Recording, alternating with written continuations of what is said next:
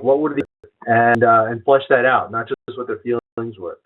Representatives from each group came together in a facilitated meeting that I facilitated to share positions and interests. Self-awareness of the representatives made a big difference. So we had students, and again, this is a high school, so we had high school students and faculty, these different minions, Reform, Conservative, and Orthodox were the main groups that were represented. In the end, the Orthodox group asked the Reform group to make a decision. The Reform group decided to have a male sofer scribe do the repairs so Torah would be usable by everyone in the community. I'm not judging whether that was the right decision or not the right decision, but those are the kind of things, the kind of conflicts that I've been involved with in trying to help different groups manage their differences and how do we live together. I've worked with the Jewish Community Relations Council of Greater Boston, where I help resolve conflicts between different religious groups and city government around distribution of funds.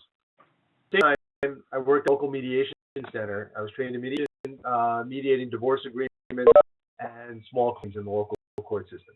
Today, I look at how a couple of teachings from Mussar can be useful as tools in conflict resolution. Let's start with one conflict that we'll keep in mind, and I want to carry it through the session, and we'll keep coming back to it. This is from my own life, from a conflict that I have with my wife that comes up periodically, and I have vented with her, I told her I was going to be doing this, and she's on board that I'm telling you about this. I'm called a Baal Tshuva. First, I wasn't raised traditionally religious. I was raised not practicing of a Jew, and became more observant as I got older. And I consider myself modern Orthodox at this point.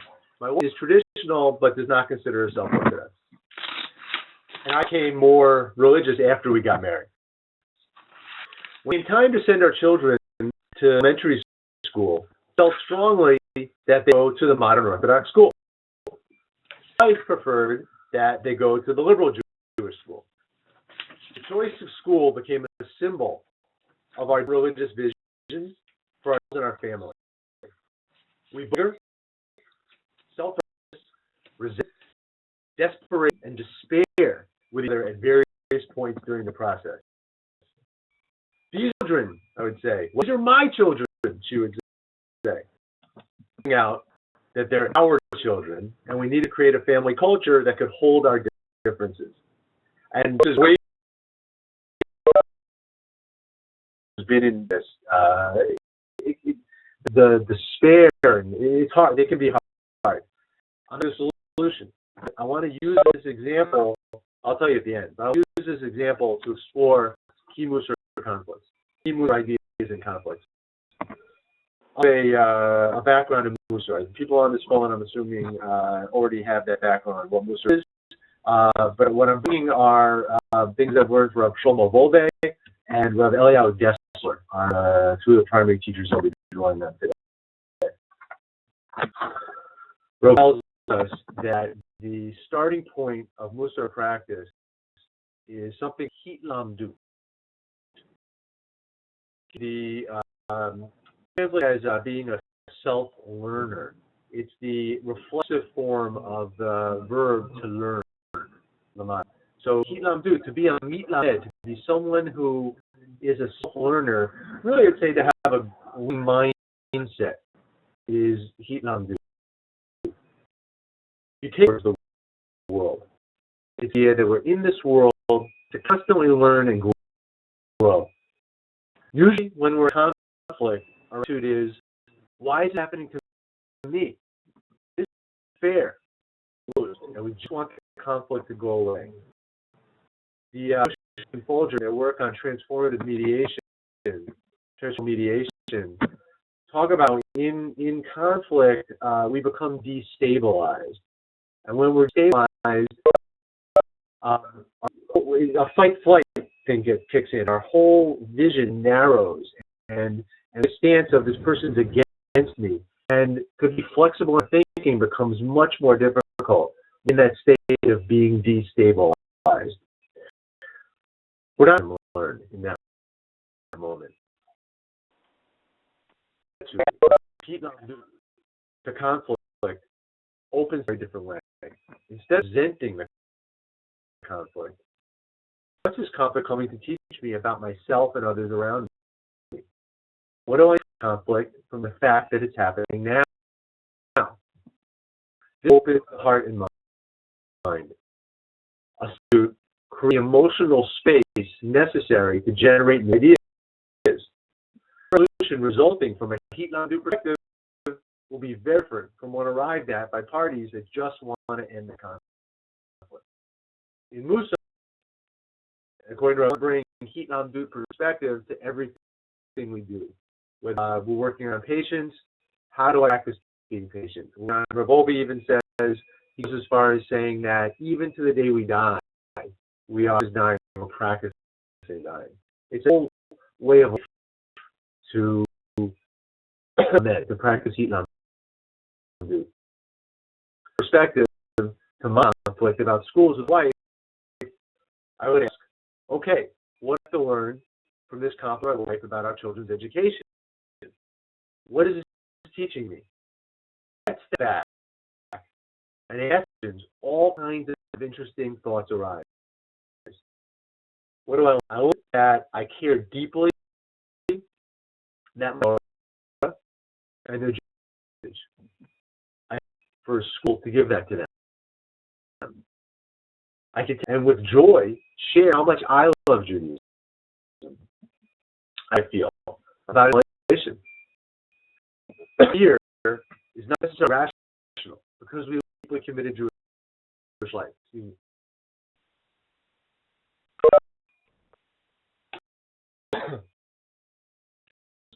Are valiant of themselves. Just negotiate with their life and see that not just one solution. And I've been as aware of for myself, it wasn't for this conflict. Because this is me being in conflict with her. What is important to me? What really matters to me? And I get that. Now, you might be thinking, like, how do you do that? I just told you, the research shows that when you're in conflict, you're narrow. You're not thinking about undo. It's practice. Like everything we know in Mussar, undo perspective is a practice. It's difficult to do in the heat of the moment. I practice daily when triggered. So I built the muscle to be a middot, to be of learning and not just react. Is based on this principle of practice off the field of battle. So when you're by anger, we have options. I'd like to give you an exercise right now to try out in a conflict you have. Just 5 minutes, we're going to do this. And so if you place you can write, great. If you're driving or whatever you're doing, if you're cooking and when you're listening to this, fine. I'd ask you just to think while the prompts for the exercise. So conflict right now or at some point in the past. I gave you an example of my wife and I and our conflict about the schools. Get something in your mind of a conflict.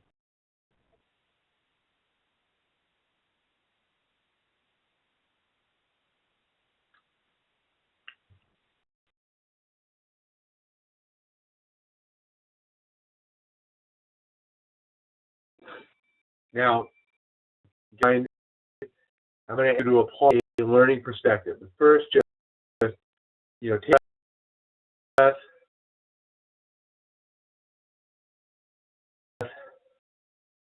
So you have the conflict, the person you're in conflict with, the issue in your mind.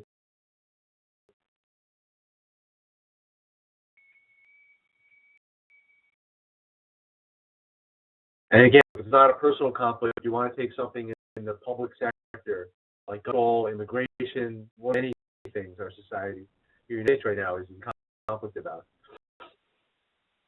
Get it in, and again, it's taking a deep in-breath and out-breath.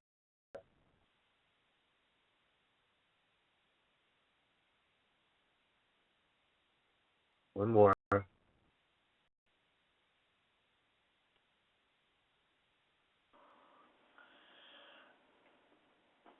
to do is to get you into a space where you take conflict, but not have the feelings of the conflict dominating, where you calm down a bit.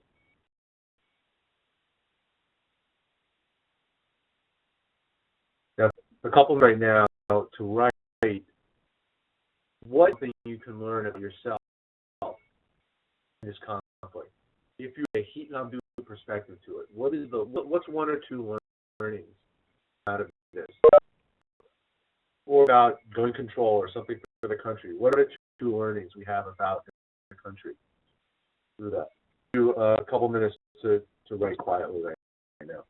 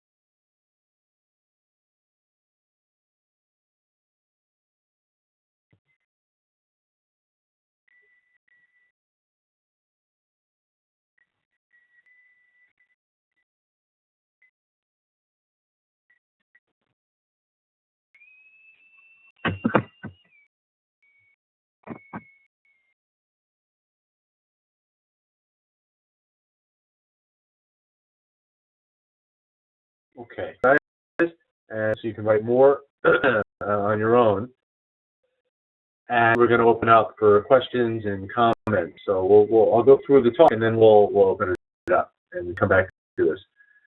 The first Mussar practice is heat and undo, and again, we start everything in Mussar with heat and undo, with being a learner. How am I practicing? What am I learning about what I'm? So we're not putting too much on ourselves that I have to be patient, or I have to be trusting, or I have to be whatever we're working on. I'm just practicing this media. It kind of, according to Rabbi, it undercuts. We can be judgmental of other people who aren't working on these things, arrogant, and add our own self-criticism as well. We're just learning, and when we can bring this into conflicts is a great source of growth and learning. The second factor point of Eliyahu Dessler, or the Bechira. This point developed in the first part of the 20th century, a building of free will to Judaism. We only have free choice at our sense of what is true and real is really balanced by temptation and irrational forces that pull in the other direction. We're going to see directly, so we'll come back through this idea a couple of times. It is important for conflict resolution because when in conflict, people don't feel like they have any choice. People say, choice but to do this, or you push me up against the wall and I have to do that. The book helps us see that we always do have a choice. And this is Rav Dessler's point. You never don't have a choice. Okay, someone asked me to get closer to my mic. So I'm closer to my mic, and I'll speak louder. If just give me a thumbs up if whoever just wrote before, if this is better. In a minute, and his writings on this, and we'll go more into it. But I want to again give you an example of this choice point where we need to identify in this practice where do we have choice in this situation. So an example from my again back to my school. Recently had a program. Okay, good, thank you. And if it's quiet again, just give me the feedback in the chat. For example, at school we recently had a program about a controversial social issue. I won't go into too much of the detail of it. Politically conservative teacher in my school in anger at the student who organized the rural program because she felt that the program silenced and persecuted more conservative students. It's one of these situations where it was all one perspective, and a smaller population in the school, which were our politically conservative students, felt something. This particular teacher empathized with them and really worked up about it. And it was actually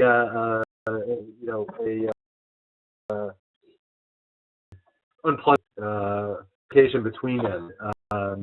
And my this woman did not have a live choice.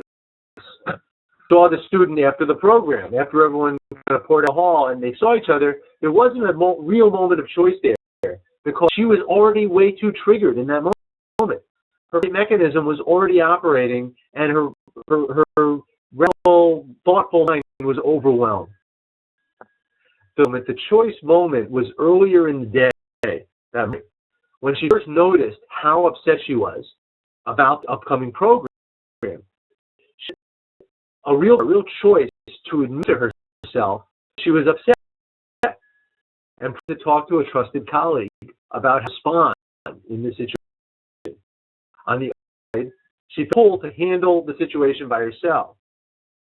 That was where the self-deception was. She had waited as a successful woman and an independent thinker to think it was a sign of weakness to ask for help. A choice moment when our clear thinking is balanced evenly with our self-deception. Okay, my example, the moment of choice was not when she saw the student and thinking, oh, should I, be A now or not? There was no choice there. She was already in it. It was one day when she's noticing the upset. That's when there was a live choice. Actions within one territory or the other, and are necessarily subject to this type of choice. We're either habituated, either we're in self-deception or in something like clear to us. For example, someone in a respectful, kind home will not battle with his kids about whether or not to push older people out of the way to get on a crowded bus. It's order behavior ingrained by parents, educators, and previous choices that people get on us first, especially older people. You let on. You don't push away. That's live choice. However, this same person may have live choice with time to help an old woman get on the bus with all her bags and risk losing a seat for himself. Okay, I hope you get that difference. To see where is there really a live choice, not where it's automatic that we're going to do something. So the point is truth as he knows it, according to Rav Dessler. That's good to help elders. It's good to help older people. That's the truth. Intention, I get a seat. Now, it's not a big deal. I can stand up in the bus, but it's nice to sit. I want to get my seat, but I know people. That's the choice point. So, paragraph from Rav Dessler and discuss. Well, we're not discuss here, but we can ask questions a little bit later. Can you give me the next slide?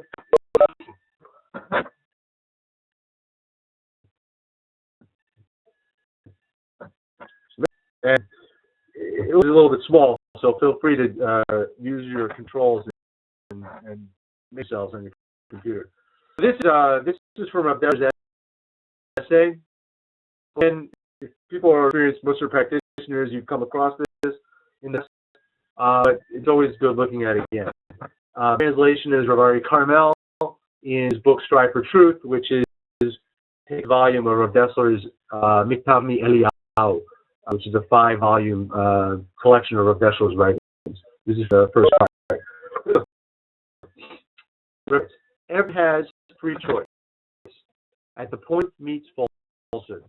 In other words, Bechira, or choice, takes place at that point where the truth as a person sees it confronts the illusion produced in him by the power of falsehood. Falsehood is the illusion produced by a combination of irrational wants and habituation. Okay? That's at that point. But the majority of a person's actions are undertaken without any clash between truth and falsehood taking place. Men's actions may happen to coincide with what is objectively right because he has been brought up that way and does not occur to him to do otherwise, as we said before. And many false decisions may be taken simply because the person doesn't realize that they are bad. Instead, a valid Bechira choice has been made. So, what we're trying to do in Mussar practice is identify when we're in a choice point. And notice, like that, for me at this point in my life, to pray 3 times a day. I miss a mincha, an afternoon prayer here and there, because it's the day it goes on. But I'm not really choosing. And of course, at some level I am, but I'm not really. Because I've already made a decision many years ago, decades ago, that I was going to be a traditional observant Jew, and it would involve prayer 3 times a day. And I do it. I'm habituated. We all have these things. We're habituated in things with good directions that align with our good values. We're so much at the other side of where we habituated, it's not so good, and things that I guess are bad habits that are really situations at this point. But if we really looked at them, we think, I don't really want to be living that way. And our own things we do are very. We want to see with the choice point and noticing when is it really a live choice for me, and we can track this through practice. And again, many of you must have done this already, where you're tracking and seeing where am I confused, where am I feeling pulled, and I'm not really sure. Those can be my choice points. Let's look back at my story with my wife and see where the choice points were there. So I'm a group that love each other and share values. Nice for Valentine's Day to say that. All right? We love each other and share so many values, including wanting our children to live committed Jewish lives and not assimilate. Okay, it's true. I know that. If I think about it, I know that about my life. I feel a pull to dominate and impose particular religious views. I have to dominate, negotiate, and trust the love and our vision for our family. That's the live choice. Am I going to dominate and try to push will on this? Or am I going to have trust to negotiate? That feels of a live choice for me. When I think about it and let myself notice both the deep desire to oppose my will, right? That's the side of temptation. Grows out of fear. That's on the right. And the trust that my wife and I do have with each other, that I actually have a choice. I'm not pushed up against the wall with no options. Only choice is empowering. And it's not at a resolution than we get to if we both try to impose our will on the other. So we have a live choice about every aspect of a conflict. One point where we have a choice. And we need that point and grow from there. And so this is how is well-known Mussar practice of the Bechira point, the choice point, and bring it to conflict. We can take stepping back and doing some analysis of what's going on and the self-awareness that we bring. But we're Mussar practitioners, so this is what we do. I'm showing how this can work in a conflict, and we make a very big difference. Because this point, that really shifted things in this week for me from any choice, and I'm just swinging metaphorically, and where I'm like, oh no, I'm a human. I actually have a choice here and can do something. That moves things forward, and it influences other pretty to open their heart as well and come towards you. Okay, exercise. Have a clear slide. Keep track of questions. Go. And again, we'll give ample at the end for questions or comments.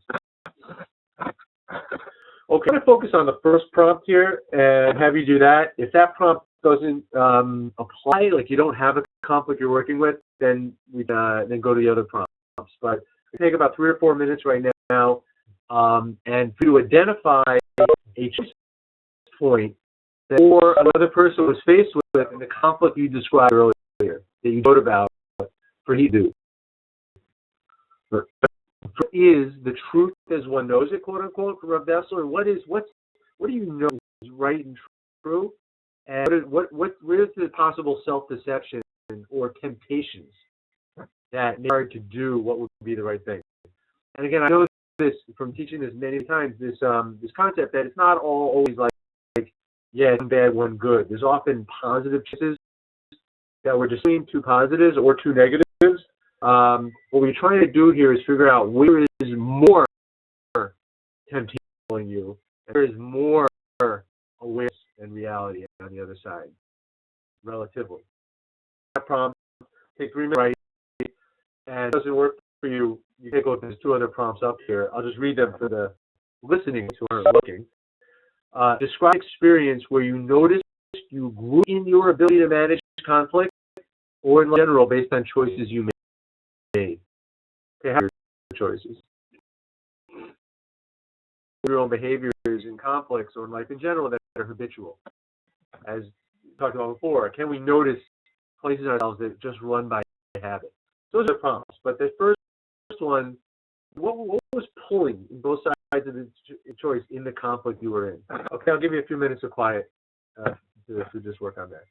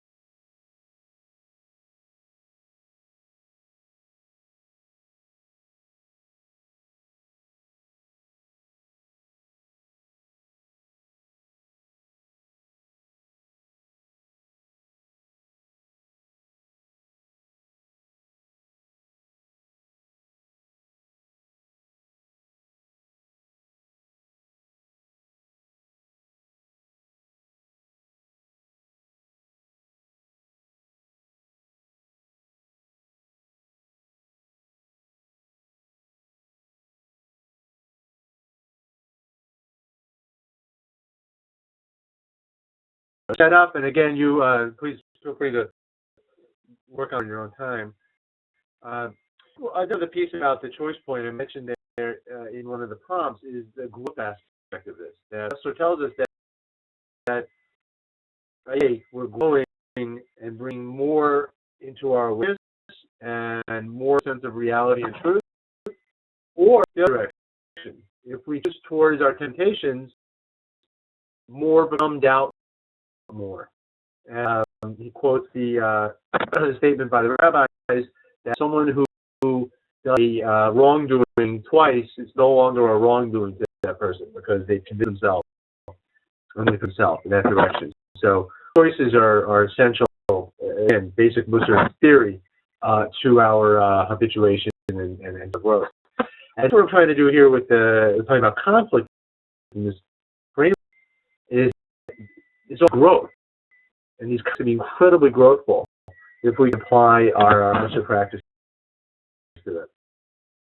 The piece and final piece I want to talk about is the middot and how to bring our middot into these different conflicts in the framework. So again, as Mussar practitioners, thank you, Kevin.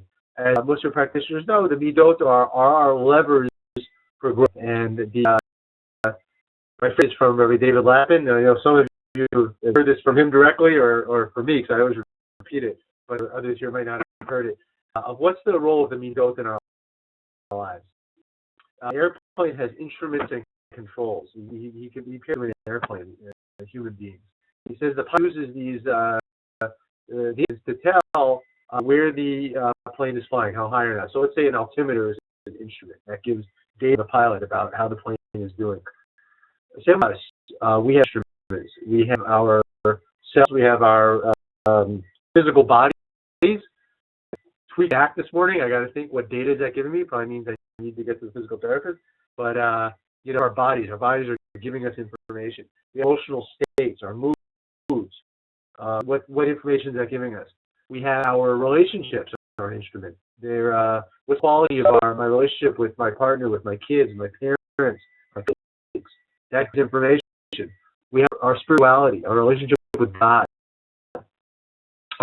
What's the quality of that relationship? It gives us information.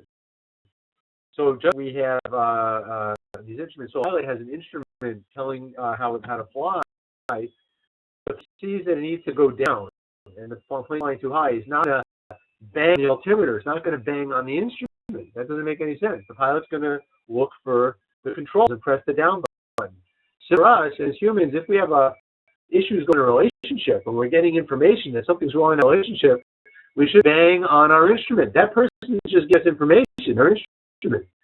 We need to go to our controls. And our teaches the controls are our middot.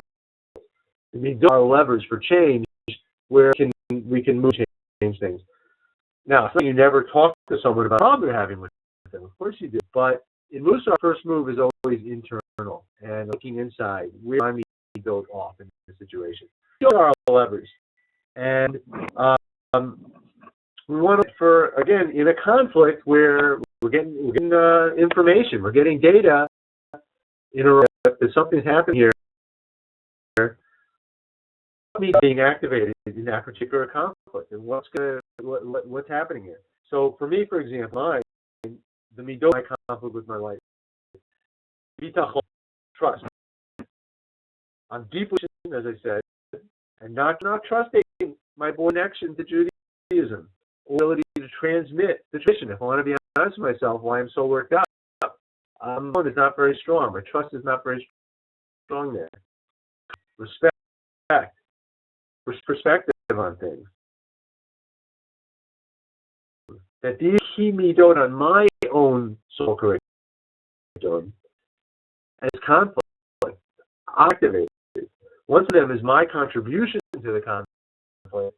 I can do without them. By working on these middot, I can free up emotional space and creativity that I can initiation. So what do you do if you're over here on the this is my friend Moja Silver's website, madrega.com, and as we know, there is many middot human personality. So these are just a few of them. These are not a definitive list of middot. The middot he had, because I couldn't on one slide. But these are a few. So take a look. Take yourself, again, if you're a Mussar practitioner, you already know your soul curriculum pretty well. So the conflict that you've been writing about during the that's up for that's important conflict. So what are one or two middot? A minute.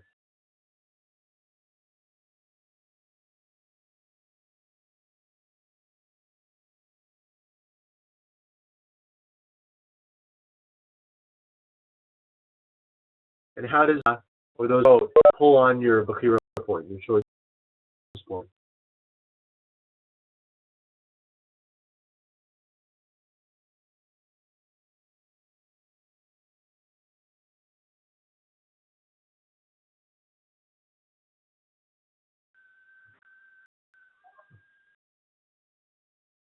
Okay, you can work on this more later. But I want to identify at least that comes in conflict, and then as we know in Mussar, you then you take that and you work on it. So if you really want to make this conflict a center for your practice, you would then. So I was struggling for my wife's Jewish belief and practice, and this is she and I struggle with this, having respect others because we have different perspectives on this. So the thing that I needed to do was to learn about the middot from Torah Mussar sources, from Rav David is an expression of value, from a recognition of the inner holiness. What do you do, someone or something? That's what he defines code. It's an expression that recognizes the inner holiness of something. And now I want to try to see that in my life. I think to repeat that reminds me of the middot. Alan Murray's I love is every one holy soul, or that we're the image and likeness, or practice is related to it. So, and right, one appreciation of the way a wife is Jewish. That's because I'm trying to cover for her Jewish practice, and my lack of trust and lack of kavod and how she's Jewish. So the Kabbalah every day to notice ways she's Jewish and brings Jewish life into our home. So I do the week every day. And I say my account is soul accounting. I review the day and notice kavod and any bechira points I have. Then I do my chavruta during the week and we talk it out. Doing heat do perspective. What am I learning about myself in kavod? And then when I have my I'll talk with them about it. So these are not rocket science. And only work if we do them. And a lot of discipline and willingness to be vulnerable and self-aware. Rabbi said that it's easier to learn the entire Talmud than to change one midah. One midah, just one a little bit, years down the road, we're going to be way over here. We're going to be at a very different place. And Rabbi Yehuda Mendelson was one of Rabbi's students, was telling me last year, Mussar, you don't see big changes in Mussar. You see small changes, but those changes are real and they last and they make a big difference. And in our conflicts, when we can bring awareness of Mussar practice, being lamed, a learning perspective, looking for clear points, and the middot that are coming up to our Mussar practice, we hope to move through these conflicts with awareness and consciousness, and rather than unwillingly make things worse. In summary, and then we'll open up for questions back and forth. Summary offers valuable perspectives and practices for conflict resolution. 1. Lamdut, adopting a stance of learning, transform the conflict into rich learning opportunities. 2. Coherence are a concrete tool to act powerfully and thoughtfully in conflict. And 3, the middot, offer a framework for approaching conflicts with self-awareness. So with that, I'm going to open it up and turn it over to Evan or Jeff for how we'll do this. Oh, you said something on Madriga. Is he not up anymore? This is Jeff Agron. I would ask, since we do have a pretty large number of people on the call, it's best if you use the chat room and type in your question, send it to everyone so everyone can see it, and then David will try to answer them as they're presented. Was an insight, a particular insight someone had while they were doing the exercises. Put that out. It looks like Draga.com site is not up anymore. But anyway, this is middot that you had up there.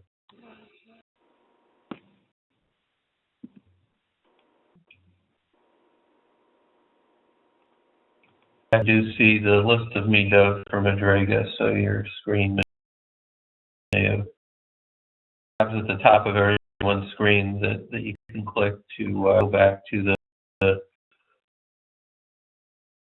slide. So,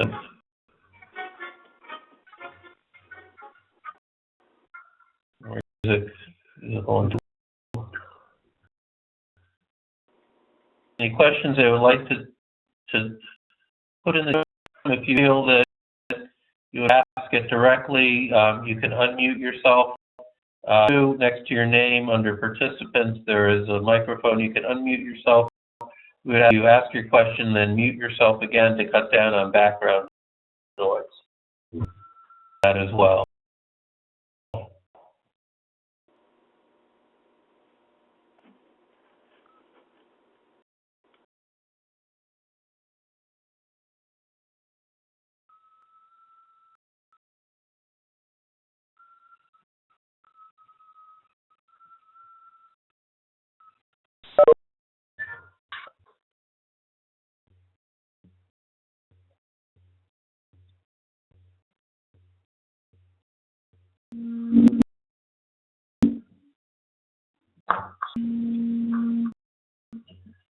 If anyone while waiting, the biggest part of this would be the making the space when you're in conflict and you're in this tight type of mindset, to be able to really make the space. So it came in. So I think that again, it comes back to the practice and actually having a practice. I'm trying to think. So chat room here. I see a few different.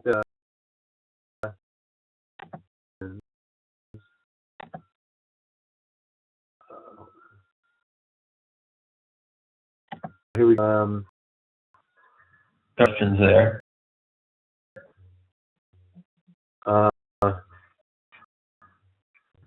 There's one list.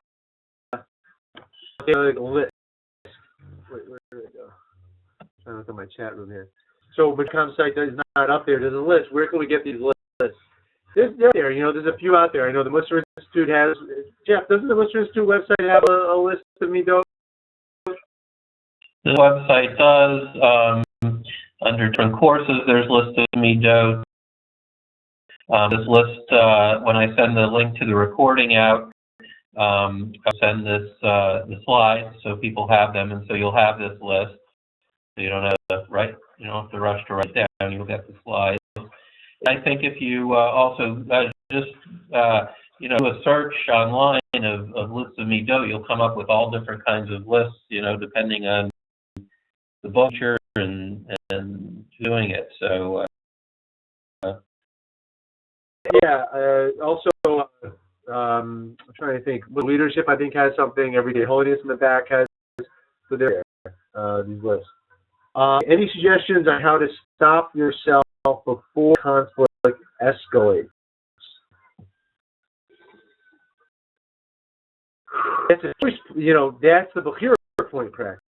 The example I gave of my colleague was there was a choice point when it was just she noticed herself being disturbed that choice point was. So the practice is getting more aware of when in these moments of choice. And so I think that's the practice for us, is hit it, because once the conflict escalates, then we're in habitual, just like our habitual way of acting when we feel attacked, and that's not happening. So you have to go back, and again, the piece in Mussar that we talk about, noticing the beginning, noticing just a little thread in the beginning of a thought emerge. That's what we're trying to build, what we call hergesh in Hebrew, a sensitivity. I can talk about this in terms of like an earthquake that sends out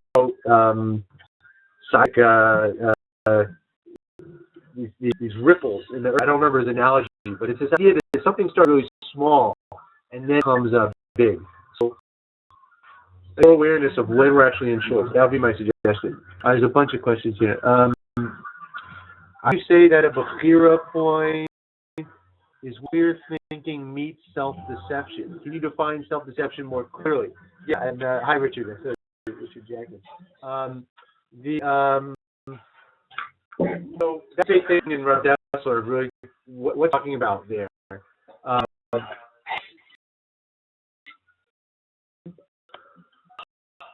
Where we fool ourselves. Actually use self-deception. That's my gloss on it. It uses falsehood, the term that Rabbi Dessler uses. The example of Dessler, I'll give you the example Rabbi Dessler uses, and maybe that'll help. He talks about a smoker. As a smoker is clocking away at night and makes a resolution, I'm stopping. I'm not going to smoke anymore because it's so bad for me. And next morning gets up and starts feeling the craving for the cigarette. And the thought comes into his head that I'll just have one. I'll just one cigarette. Suppose that there's no way to have just one. When he has one, it feeds the craving and he ends up having more. But that thought comes in his head. So if that is that's the choice point. When that thought comes in his head, I'll have just one, and knows, from my experience, I can't just have just one. What do I do? So self-deception. On the hand, I think I'll have just one. I'll have one, like he knows it's not true. But he's willing to deceive himself because the pull of the craving. I think we do things like that all the time. If we really think about our lives and be really honest with ourselves, where are we cutting ourselves some slack or not really looking hard at the truth of a situation because it's not, I don't want to, again, it could be on food, lots of things. You can figure out like where it is. But I mean my self-deception. I hope that's helpful. Another question up above that, David, that dealing with a narcissistic partner and having to deal with the person more indirectly to help create a positive relationship. So that's Mark Lipton. So I don't know if you have any comment on that. Again, is I'll keep you coming back to the choice point, but it sounds like, so with a narcissistic partner, you figure some things out, what works and what doesn't work. That's a heat lamdu. That's a learning that's come from that. And so you now have to deal with things indirectly because it doesn't work to take it head on. And it's, again, where are those choice points for you with her that where you can be clear-headed and move in a positive direction, or where you get triggered and it becomes really hard and difficult. That's my only kind of thought on that. Suggestions that we did that one about escalation. Easy to look back and realize you have allowed things to get away from you. Yeah. That's what we do in Mussar. That's what we do our Cheshbon Nefesh. We can't tell a lot of times when we're in it and we're in the heat. Well, in a practice that includes doing Cheshbon Nefesh and reflection, then we can see it and we get it the next time at finding the Bechira report. So yeah, we're not going to catch these in the moment. And there are physical alerts. Yes. Throat tightens, clenches. These are warning moments. Yes. If we really get good at noticing those, we'll catch the choice point when it's actually a choice point. Again, I have this thing with my wife where it's very hard for me to notice when I'm angry. She always tells me, she's like, "You're angry." Like, no, I'm not. I say, "I know you're angry." And then I think about it, I'm like, "Oh, you're right, I'm angry." So it's I'm trying to get better at that, but if we can get good at noticing the physical signs, our body telling us, that will help us with the choice pool. Lisa Goodman, noticing what is happening in my body, the sensations and tensions, is for me an aspect of heat amdut, as taught by Rabbi Sheila Peltz Weinberg. Good, right. And Sheila, with the IJS curriculum, has some meditations that go along with heat amdut. Yes. That's our one. Again, Rabbi Lappin's airplane analogy with body is one of our instruments. Hands are one of our instruments. So the better we get, and again, coming back to classic Mussar theory, Rabbi Yisrael Salanter, Hergesh, sensitivity, building sensitivity to our bodies. And we're also building sensitivity.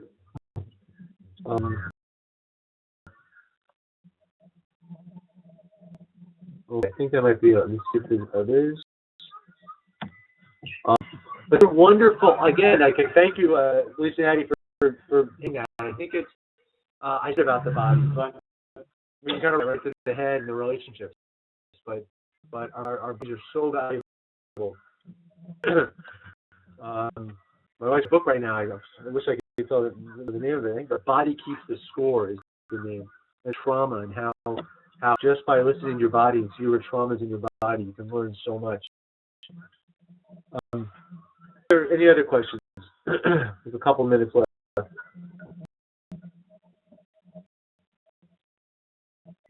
Thank you.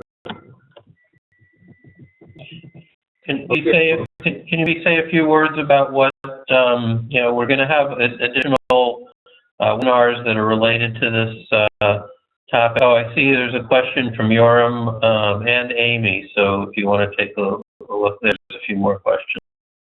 Okay, from Yoram about silence and all right. So what happened in school? So one about silence, and I'll give you the final thing. But the school, there's a lot to say about silence. That we must have silence to be able to do the introspection that we need. We have to give it space. We have to have that. For the body, silence is going to be incredibly important to part of our practice of particularly of Bechira points. But I think of any of the Cheshbon and Esh should have some silence in there as well. And there's way more to say about that, but we're about to finish. So what happened with the school situation? So, thank God, with my wife, we were able to do some of these things, and we got to a place of she seeing that we take home. That my argument was we have a pluralistic home, pluralistic family. My whole extended family is very pluralistic. Everyone's doing different things. So we wanted them to have a school that would be more traditional Jewish, and so going to the Orthodox school. But as people know, that lasted a few years. We now homeschool, and we're doing very pluralistic education with them, and they're getting, what is school for them now. So that's how we solved it back there at the beginning for kindergarten. I think that's our time. So I hope. Thank you. Body Keeps the Score. That was a shout out for that book. It really uses this practice. So that was my main message for everyone here who does Mussar. Just another good reason that we should just be serious about our practices, because it's going to make conflict go better as well. That's really the message of my book as well, but it's more about social justice work. Have a great rest of your day, and we'll be in touch with people offline if they'd like to be in touch. Yes, thank you very much. I'd like to thank Rabbi David Jaffe for doing today's presentation, Rabbi Amy Eilberg for 2 weeks ago, and we still have upcoming webinars, which you'll need to get the links for those. Sign up. If you can't make the webinar, please sign up. That way you'll be sure to get the link to the recording the next day. I'll be sending out this link tomorrow. I will get it out with the copy of the slides that were presented and a couple comments people have made. So for everyone up north who is shivering and freezing, stay warm, and we'll see everybody on our next presentation. Thank you so much. Thanks to Evan, who was at the controls today and did a great job with that. And have a great rest of the day. Take care. Okay, thank you, everyone. Thank you. Thanks. And you can close the meeting.